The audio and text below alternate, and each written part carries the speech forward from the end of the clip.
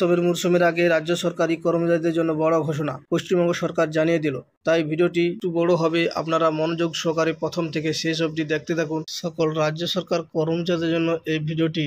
তাই ভিডিওটি মূল বিষয়ে যাওয়ার আগে এখনো আমার চ্যানেলে যারা যারা সাবস্ক্রাইব করেনি সাবস্ক্রাইব করুন, পাশে থাকুন, পাশে থাকা বেল আইকনটি ক্লিক করে দেন যাতে নতুন নতুন ভিডিও দিলে সবার আগে পৌঁছে যায়। 2025 এবং 26 শিক্ষা অর্থবর্ষের অ্যাডক বোনাসের পরিমাণ বেড়ে হয়েছে 6,800 টাকা। নবান্নে বিজ্ঞপ্তি অনুযায়ী এই টাকা সেপ্টেম্বর মাসের মাঝামাঝি এই টাকা অ্যাকাউন্টে ঢুকে যাবে। নবান্নে বিজ্ঞপ্তি অনুযায়ী এই টাকা সেপ্টেম্বর মাসের মাঝামাঝি থেকে কর্মচারীদের হাতে পৌঁছে যাবে। যোগ্যতা আরও কিছু শর্ত নির্ধারণ করেছেন সরকার। অন্তত 6 মাসে ধারাবাহিকভাবে চাকরিতে থাকা আবশ্যক। যারা পুরো বছর কাজ করেনি তাদের বোনাস ও প্রোবাটা হিসাবে দেওয়া হবে। দৈনিক মজুরি বা চুক্তিভিত্তিক কর্মীরাও বাদ থাকছে না। যদি অন্তত 120 দিন কাজ করে থাকেন তবেই তারা উৎসবের বোনাস টাকা পাবেন। সরকারের দাবি অনুযায়ী এর মাধ্যমে ন্যায্যতা ও অন্তর্ভুক্তি নিশ্চিত করা হয়েছে। অতীতের তুলনায় করলে দেখা যাচ্ছে গত অর্থবর্ষের বোনাসের অঙ্ক ছিল 6,000 টাকা। যোগ্যতার সীমা ছিল 42,000 টাকা, অর্থাৎ চলতি অর্থ বছরের বোনাস বেড়েছে 800 টাকা এবং বেতনের সীমা বেড়েছে 2,000 টাকা।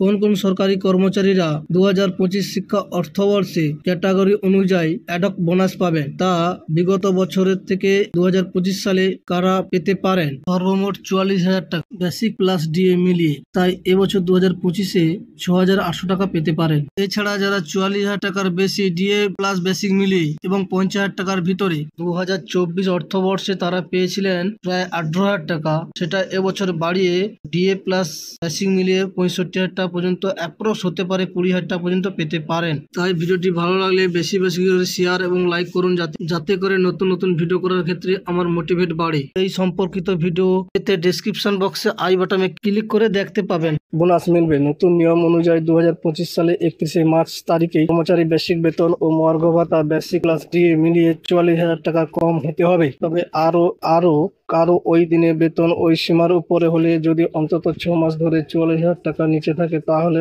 তিনি ওই বোনাসের জন্য আবেদন করতে বা যোগ্য হবেন। অর্থাৎ অক্টোবর 2024 পর্যন্ত বেতনের সময়সীমা রেখা মধ্যে থাকলে কর্মচারীরা এই সুযোগ সুবিধা পাবেন।